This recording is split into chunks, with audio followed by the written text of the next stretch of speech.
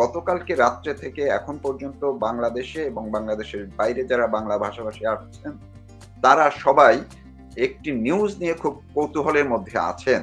সেটি হচ্ছে বিবিসি বাংলা থেকে একটি অনুসন্ধানী প্রতিবেদন বলা হয়েছে, সেটি প্রকাশ করা হয়েছে, প্রচার হচ্ছে ব্যাপকভাবে।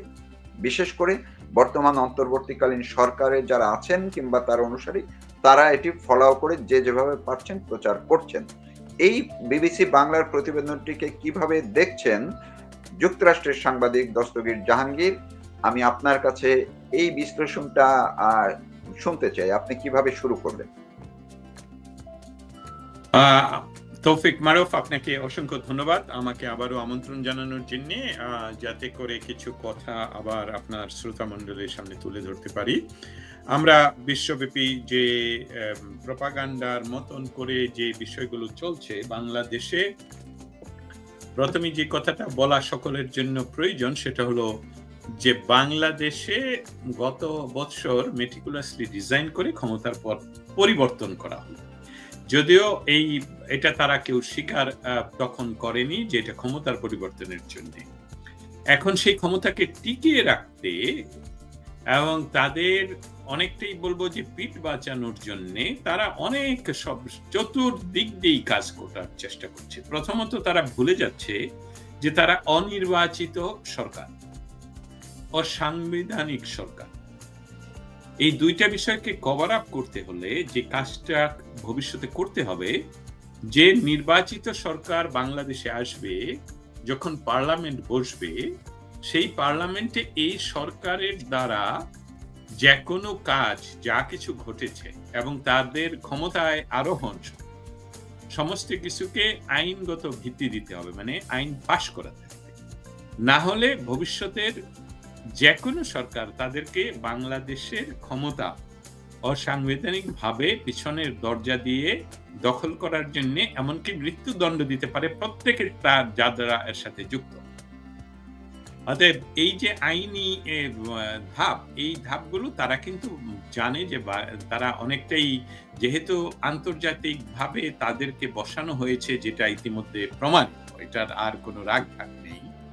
এবং সেখানে আন্তর্জাতিক অবস্থাটা এরকম যে 1970 সন থেকে 5ই অগাস্ট 2025 পর্যন্ত বাংলাদেশে যত প্রকার সরকার এসেছে, তারা এত উলঙ্গ ভাবে পশ্চিমাদের কাছে দেশকে, যে শব্দটা আমি আগে বিশ্বাসও করতাম না, বলতামও না, সেটা হলো দেশকে বিক্রি করে দেয়া। এটা সম্ভব নয়, একটা সম্ভব ছিল না। কিন্তু এই ডক্টর ইউনূসের এই সরকার সেই কাজটি এমন ভাবে করছেন এবং উনি উদ্গ্রীব, উনি করছেন না, আরো যতটুকু না চাওয়া হচ্ছে তার চেয়ে বেশি দেওয়া হচ্ছে। এবং ওনাদের 10-15টা টিম ওয়াশিংটন ডিসিতে রেগুলার, তাদের এই আর কি চাই, আর কি চাই, আমাদেরকে এই থাকতে দিতে হবে। অতএব এই টবি ক্যাডম্যান যে রেফারেন্সটা নিয়ে আসবো, বিবিসি যে প্রতিবেদন প্রকাশ করেছে এটা বা যে নিউজ করেছে, সেটা অনেকেই বলছে যে এটা ইনফ্লুয়েন্স করা। আমি এখানে একটা কথা আমাদের শ্রোতা মণ্ডলীকে জানাতে চাই যে বিবিসির মতন সংবাদ মাধ্যমকে ইনফ্লুয়েন্স করা যায় কিনা। আমি বলবো যে বিবিসিতে যারা বাংলা বিভাগে কাজ করেন তারা কিন্তু আপনার আর আমার সহোদর, আপনার আর আমার যা, তাদের ধমনীতে আমার আর আপনার রক্ত প্রবাহিত। তারা কিন্তু ইংলিশ নয়, তারা কিন্তু ব্রিটিশ নয়, হয়তো বা ব্রিটিশ নাগরিক হতে পারে। আমি বলছি তারা এথনিক্যালি, আমি বলছিলাম টেকনিক্যালি তারা কিন্তু আমাদের এই বঙ্গভূমিতে জন্ম, যেই বঙ্গভূমির অনেকগুলো নদীরই সকালে পানি যায় উত্তরে, বিকালে যায় দক্ষিণে। সেখানের এই যে বঙ্গবন্ধুকে হত্যা যারা আমরা নিজেরাই করতে পারি, 32 নম্বরকে ভেঙে ঘুরিয়ে দিতে পারি এবং তাতে নিয়ে আমাদের কোনো মনকষ্ট হয় না, বিকার লেস থাকতে পারি, সেই মানুষগুলোই তো বিবিসির জন্য সংবাদ করেন ঢাকায় বসে। অতএব অসম্ভব কথাটা বোধহয় আমাদের এই আলাপের ডিকশনারি থেকে বাদ দেয়া উচিত। কারণ বিবিসি যখন এটা ভবিষ্যতে কোনোদিন তাদের স্ক্রুটিনিতে আসবে, হয়তোবা তখন ধরা পড়বে যে এখানে যেটা সূক্ষ্মভাবে একটি প্রপাগান্ডার অংশ হিসাবে যে কাজটুকু ওনারা করলেন, এটাই হলো আমার শুধু কথা নয়, এটা বিশ্ব পরিমণ্ডলে জার্নালিজমের যে বেসিক থিওরি, বেসিক তত্ত্ব, সেই সবগুলোতেও এটা পড়ে না। কারণ আমরা একটা বিষয় লক্ষ্য করব যে সেদিন 5ই অগাস্টে যেই 5ই অগাস্টকে প্রমাণ করার জন্য বিবিসি যতটুকু কাজ করেছেন, বা বিবিসির সংবাদদাতারা বা প্রতিবেদকরা বা রিপোর্টাররা যতটুকু কাজ করেছেন যাত্রাবাড়িতে, কিন্তু সেখানে তাদের রিপোর্টের, যেটা ইতিমধ্যে সকল বা বিশ্লেষকরা বিশ্লেষণ করছেন, আমি একই কথা পুনরাবৃত্তি করতে হবে।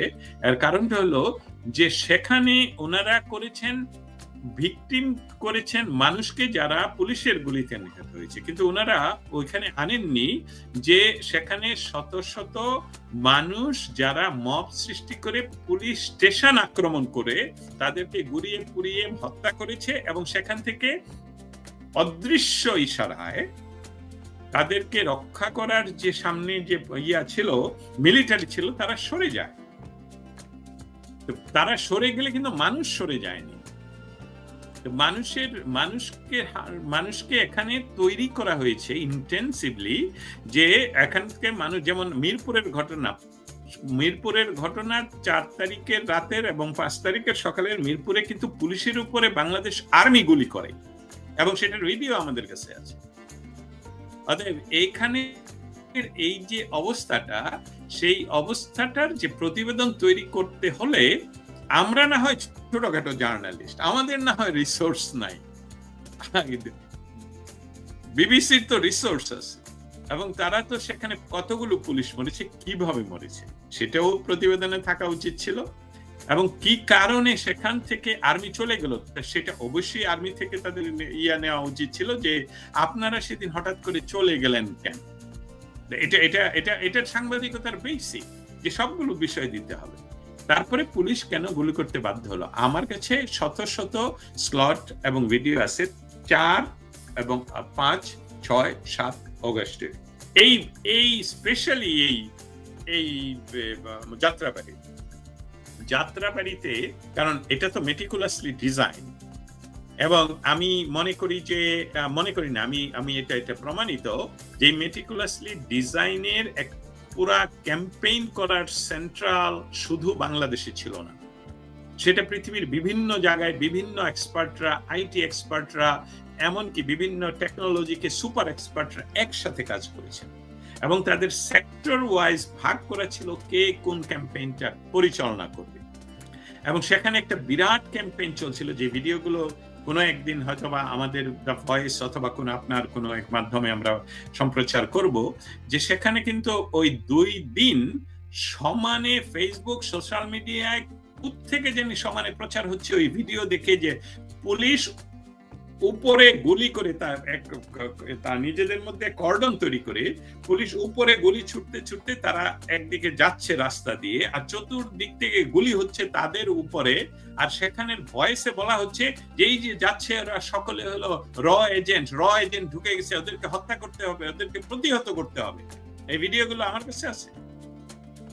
অতএব এই যে গুজব তৈরি করে যে বাংলাদেশের আপনার পাড়া প্রতিবেশী, আপনার ভাই বোনেরাই পুলিশ, সেই পুলিশকে হত্যা করার জন্য আপনি র এজেন্ট করে চতুর্দিকে এবং সামাজিক মাধ্যমে লাইভ সম্প্রচার করে, কারণ সেটা অন্য কোনো বিল্ডিং থেকে দেখানো হচ্ছে যে ওই যে নিচে উপরে গুলি করে যাচ্ছে তারা বাংলা পুলিশের পোশাকে র এজেন্ট, এবং মানুষ যাতে তাদেরকে আক্রমণ করে হত্যা করে।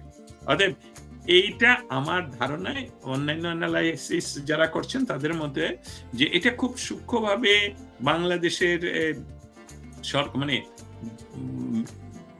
ডক্টর ইউনূস, সে আমি বলবো অন্যভাবে যত সফট ভাবে বলা যায়, উনি ইনফ্লুয়েন্স এবং চুরিবিদ্যা এই বিষয়টা খুব ভালো করে জানেন। অতএব ওনার সাথে যাদেরকে উনি নিয়েছেন তাদের কিন্তু সবাই পরীক্ষিত, কারণ এই লগ্নি ব্যবসা করতে গিয়ে উনি যা কভার আপ করেছেন, কারণ উনি তো একটা মেজ তৈরি করেছেন ওনার কোম্পানি, মেজ মানে গ্রামীণ লুঙ্গি, গ্রামীণ তবন বলে আমাদের এদিকে, তপন, গ্রামীণ, এই সমস্ত কিছু করে এমন একটা তৈরি করেছেন যেখানে আপনারা আসলে আমরা খুঁজে বের করতে পারবো না যে ফাইনালি কি ঘটলো। এই জন্যে এই অংশটা ফান্ডেড, আমার মানে ফান্ডেড, আমাকে এখন প্রমাণ করতে হলে তো আমি প্রমাণ ছাড়া বলবো, কিন্তু এটা অ্যানালাইসিস করে আমরা যতটুকু জানি যে এটা ফান্ডেড, ইনফ্লুয়েন্স এবং শুধু সার্টেন যাতে একটা অংশকে দেখানো হয়েছে, এবং সেখানে আমরা মনে করি যে এটা ইনফ্লুয়েন্স করার জন্য, একটা গণমানুষের সামনে তুলে ধরার জন্য, যে আসলে মানুষের চেতনাকে একটু সরিয়ে দেওয়ার জন্য যে সেখানে কি ঘটছিল, কারণ ভবিষ্যতে তাদের যে পরিকল্পনা আছে সেই পরিকল্পনার কথা হয়তো আর একটু পরেই বলবো, সেইটাকে মানুষের মধ্যে আস্থাশীল করার জন্য এই প্রপাগান্ডা চালানো হচ্ছে। জি, আপনি এই যে পরিকল্পনার কথা বলছিলেন, অনেকেই বলছে আজকে সারাদিন যারা এই বিষয়টি নিয়ে আলোচনা করছিলেন, যেহেতু বিচারের এই ট্রাইব্যুনালে বিচারের একটি প্রক্রিয়া সামনে আছে বা চলছে, সেই বিচারকে প্রভাবিত করার জন্য বা বিচারকে সামনে রেখে যে পরিকল্পনার কথা বললেন, এই বিবিসি বাংলা বিভাগ থেকে এটি প্রচার করা হয়েছে এমনও কেউ বলছে। আপনি কি এটা এই আদালতের বিচার প্রক্রিয়ার সঙ্গে এই হঠাৎ করে এই নিউজটি প্রকাশ করার কোনো মিল পাচ্ছেন? ধন্যবাদ আপনাকে। সাধারণ একটা প্রক্রিয়ার কথা বলি। বিচারাধীন বিষয়ে সাধারণত বিচারের সাথে যুক্ত কোনো পক্ষই কোনো কিছু কোর্টে সাবমিশন বা কোর্টের ওই দিনের সেশন ছাড়া তেমন কিছু প্রকাশ করে না। স্পেশালি এভিডেন্স এবং সাক্ষী, এদেরকে তারা সুরক্ষা দিয়ে থাকে। এভিডেন্সগুলো যদি আগেই বাইরে প্রচার করে দেওয়া হয়, তাহলে এই এভিডেন্সগুলো আসলে তার গুরুত্ব হারায়। সেটা জেনেও যে যার কথা বলছিলাম, মিস্টার কেডম্যান, উনি কিন্তু বিবিসির এই ইয়েতে ওনার ভাষ্যটাও বলেছেন যে এটা একটা প্রমাণ করে যে এর সাথে শেখ হাসিনার অর্ডার যুক্ত ছিল এই কিলিং এর সাথে, এবং এটা আইসিসি বা বাংলাদেশে যে ট্রাইব্যুনালে যে বিচার হচ্ছে, সেই ট্রাইব্যুনালের জন্য এটা একটা অকাট্য প্রমাণ হিসাবে গ্রহণযোগ্য হবে। তাহলে এটাকে ধরে নিতে হবে এখন যে আগেই জনমত সৃষ্টি করার জন্য, মানুষের কাছে আগেই মানুষের বিচার করে ফেলার জন্য এই কাজটা করা হয়েছে ইন্টেন্সিভলি এবং ইন্টেনশনালি করার মৌলিক কারণটা হলো যে তারা এটাকে, যেমন বিবিসি এটা প্রচার করে আবার সাথে সাথে 3 ঘন্টা পরে বিবিসি আবার ব্যাখ্যা করেছে যে কিভাবে আমরা এটা ভেরিফাই করব। আমি কলা খাই না স্টাইল। আপনারা সংবাদটা করে ফেলছেন, মানে নিউজটা করে ফেলছেন, থাকুক না, তারপরে আপনাদের তো বলা প্রয়োজন নেই যে আমি কলা খাই না। আমার এটার সাথে সম্পূরকভাবে বলি, 5ই অগস্ট বাংলাদেশের পরে সকালবেলা আমি যখন স্টেট ডিপার্টমেন্টে 5ই অগস্ট জিজ্ঞেস করলাম যে অনেকেই ধারণা করছে যে যুক্তরাষ্ট্র এই রেজিম চেঞ্জ, বাংলাদেশের রেজিম চেঞ্জের সাথে যুক্ত ছিল কিনা। ম্যাথিউ মিলার প্রায় দুই হাত তুলে বলে যে না না না, যুক্তরাষ্ট্রের সাথে যুক্ত নয়। আজকে যদি ম্যাথিউ মিলার আমার এই কথা শুনেন, আমি আপনাকে প্রশ্ন করছি, এখন তো এটা প্রমাণিত সত্য, কারণ আমেরিকার সবচেয়ে বেশি ভোটে নির্বাচিত প্রেসিডেন্ট উনি নিজে বলেছেন যে বাংলাদেশে রাজনৈতিক পরিবর্তন বা প্ল্যাটফর্ম পরিবর্তনের জন্য আমেরিকা টাকা করেছে, ইনভেস্ট করেছে, হস্তক্ষেপ করেছে। অতএব আপনি সেদিন যেটা বলছিলেন সেটা যেরকম এই টবি কেডম্যান একই কথা বলছেন যে আমরা সেটা প্রমাণের জন্য করব। উনি তো ওই ট্রাইব্যুনালের উপদেষ্টা বা একজন সহকারী হিসাবে কাজ করছেন, অতএব ওনার তো মুখ বন্ধ থাকা উচিত। সেখানে জাজের মুখ বন্ধ থাকে, অ্যাটর্নিদের মুখ বন্ধ থাকে, সেখানে সহযোগীদের মুখ বন্ধ থাকে, যাতে বিচারটা নিরপেক্ষ হয়। অর্থাৎ বিচার যে নিরপেক্ষ হচ্ছে না, এটা তো ওনার এই কথায়, বিবিসির সাথে এই কথাই তো প্রমাণিত হয়ে যাচ্ছে যে ওনারা এভিডেন্স আগে প্রচার করে দিচ্ছেন। এখন আরেকটা দিক এটা, সেটা হলো যে বাংলাদেশে যখন ক্ষমতা নির্বাচিত হয় 2009 সনের ঘটনা, বোধ হয় বিডিআর তো 2009 এর ঘটনা, তাই না? আমি যদি ভুল না করে থাকি। নির্বাচিত হওয়ার পরপরই বিডিআর এর ঘটনার পরপরও যে বিডিআর দ্বারা যে বাংলাদেশের আর্মি হত্যা হয়েছিল, আর্মির জেনারেলদের হত্যা করা হয়েছিল বা অফিসারদের, সেই সময়ও আমরা অনেক কিছু এরকম defame information against Sheikh Hasina আমরা পেয়েছিলাম। আরেকটা কথা বলি যে যে সরকার নির্বাচিত হয়ে মাত্র ক্ষমতায় বসলো সেই সরকারের তো 6 মাস লাগে বিষয়টাকে নিয়ন্ত্রণে আনার, দেশের বিভিন্ন ব্যবস্থা তাদের নিয়ন্ত্রণে আনার। সেখানে ক্ষমতায় গ্রহণের 1 মাস বা 2 মাস বা 3 মাসের ভিতরেই যে এত বড় বিদ্রোহ ঘটলো, সেটার সাথে যারা বর্তমানে ক্ষমতাসীন, ইনক্লুডিং আমি বলবো যে বর্তমানে বাংলাদেশে যারা অবাধে সমস্ত কিছু পরিচালনা করতে পারছে, রাজনৈতিক কর্মকাণ্ড সহ অন্যান্য কর্মকাণ্ড, তারা সকলেই আঙ্গুল তুলে বলতে এখনো পর্যন্ত বলার চেষ্টা করেন এর সাথে তৎকালীন সরকার যুক্ত। কিন্তু আপনারা তো গত 1 বছরে এটা প্রমাণ করতে পারলেন না এখনো পর্যন্ত। হ্যাঁ, তো এই বিষয়গুলো সবগুলোই ছিল, সবসময় থাকবে, ভবিষ্যতেও থাকবে, যতক্ষণ না পর্যন্ত প্রো বাংলাদেশ, প্রো 71, এটা আওয়ামী লীগ হতে পারে, অন্য কোনো শক্তি হতে পারে, যারা বাংলাদেশের স্বাধিকারের প্রশ্নে আপোষহীন, তারা এসে এই বিরাট একটা গোষ্ঠীকে, এই বিরাট একটি আবর্জনাকে, বিরাট একটি অ্যান্টি বাংলাদেশ জেনারেশনকে না মানে একদম মুছে না দেয়, ততক্ষণ পর্যন্ত বাংলাদেশে এই জিনিসটা থাকবে। অতএব এই যে ভিডিওতে যেটা আমরা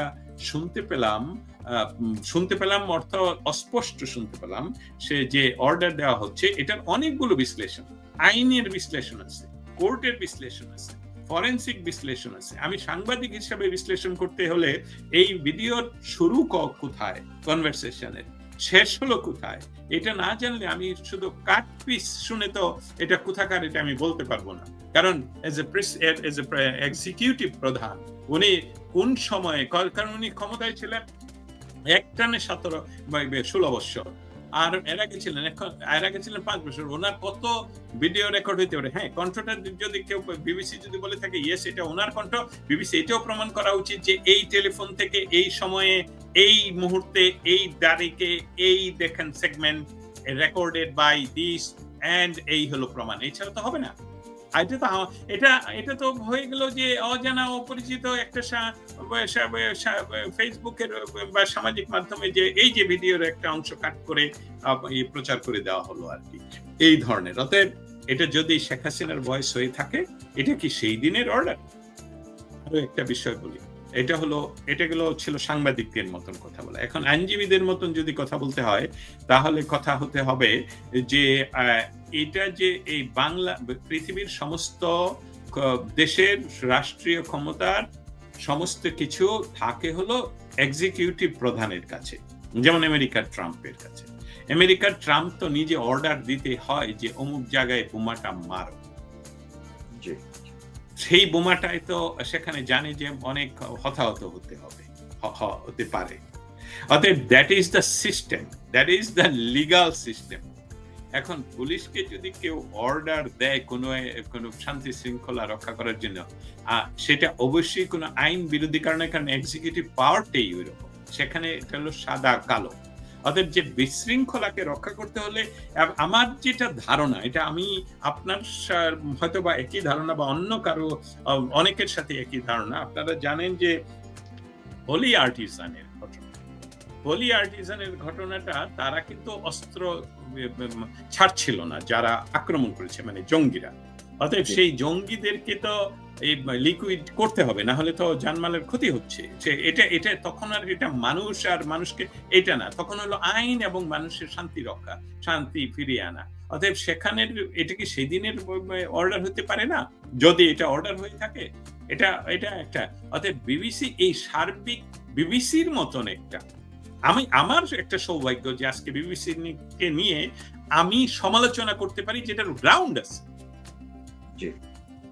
আমরা সাংবাদিকতার শেখার জন্য বিবিসি, ভয়েস অফ আমেরিকা এইসবগুলোকে লক্ষ্য করতাম, তাই না? এখন সেখানে যখন আমি দস্তগীর জাহাঙ্গীর বিবিসি এটা নিয়ে আজকে যদি আমার কাছে কোনো সংশয় তো তৈরি না হতো, আমি সত্যি আপনাকে বলতাম যে এই বিষয়ে তো আমার কিছু বলার নেই, কারণ বিবিসি তো তার কাজ করেছে, তো সে সত্য কাজ করেছে। হ্যাঁ, বিবিসি সত্য কাজ করেছে, কিন্তু যারা কাজটা করেছে তারা কি ইনফ্লুয়েন্স, তারা যেটা কাট পিস করেছে সেটা ইনফ্লুয়েন্স করার জন্য ইন্টেনশনালি আমাদের সাংবাদিকদের প্রয়োজন। বিবিসির আমি একটা উদাহরণ এটা আপনাকে দিতে পারি। ভয়েস অফ আমেরিকার বাংলা বিভাগে কোনো এক সময়ে কোনো একটা নিউজের সাথে আমি একমত ছিলাম না, এবং নিউজটা ছিল আমার একটা বিষয় নিয়ে। জি। আমি ভয়েস অফ আমেরিকার বাংলা বিভাগে যোগাযোগ করেছি, কিন্তু তারা এটা কোনো ইয়ে করেনি, ঠিক করে না করাতে আমি ভয়েস অফ আমেরিকার ডাইরেক্টরকে ফোন করে বলছি যে টার্ন ডাউন মাই নিউজ, এটা আমার নিউজ, আর টার্ন ডাউন না হলে, কারণ আমি নিয়মগুলো জানি, না হলে দিস এটা হবে। উইদিন 5 মিনিটস সবাই আমাকে ফোন করা শুরু করে এবং ঠিক করে। আমাদের যেটা প্রয়োজন যে বিবিসি বাংলা হলো একটা মাইক্রো পার্ট অফ বিবিসি, এটা এটা এটা কোনো এটা ইগনোরেবল পার্টও বলা যায়, কারণ ইট ইজ নট ইম্পর্টেন্ট। ওটা বন্ধ হয়ে গেছে, ভয়েস বাংলা বন্ধ, ভয়েস অফ আমেরিকার বাংলা বন্ধ হয়ে গেছে, তাই না? ভয়েস অফ আমেরিকাই বন্ধ হয়ে গেছে। সেইটা বিবিসির যে সেন্ট্রাল ম্যানেজমেন্ট, সেখানে যদি এই রিপোর্টটা নিয়ে আমাদের সিনিয়র সাংবাদিকেরা বা আমাদের আমরা সকলে এটা একটা তথ্য প্রতিবাদ, বা প্রতিবাদের অর্থ নয় প্রতিবাদ করতে যাব কেন, যে এটাতে আমাদেরও সংশয় রয়ে গেছে, কারণ এটা কাটপিস, এটা বিবিসির সাংবাদিকতা হতে পারে না। এই কাজটা যদি করা যায়, এটা খুব ইম্পর্টেন্ট। আমার এই কথাগুলো যারা শুনছেন তাদেরকে আমি রিকোয়েস্ট করবো এই কথাটুকু একটু ছড়িয়ে দিতে হবে, কারণ যারা বা পৃথিবীর বিভিন্ন জায়গায় বাংলাদেশের বর্তমান অবস্থা নিয়ে প্রতিনিয়ত বহু মানুষ, বহু জন, বহু গোষ্ঠী বিভিন্নভাবে কাজ করছে।